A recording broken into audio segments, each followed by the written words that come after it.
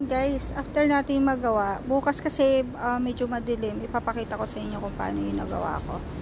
Ayan guys, this is for time being lang, pang samantala lang so guys. Tas dito, itatanim natin yung kamatis. Ito yung seeds ng kamatis guys, ayan.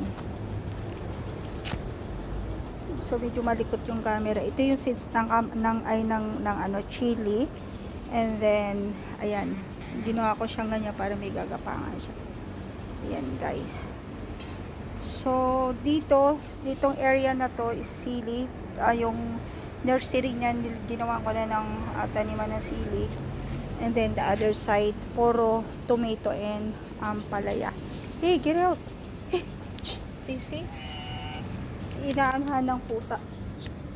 So, ayan. Ito yung ginawa ng partner ko. Ito. So, ang ganda ng pagkagawa niya.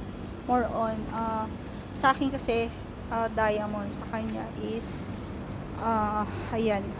So, abangan nyo guys, mamaya, papakita ko yung, ito yung before. And ngayon naman, after, mamaya, papakita ko po sa inyo. Maraming salamat. Bye!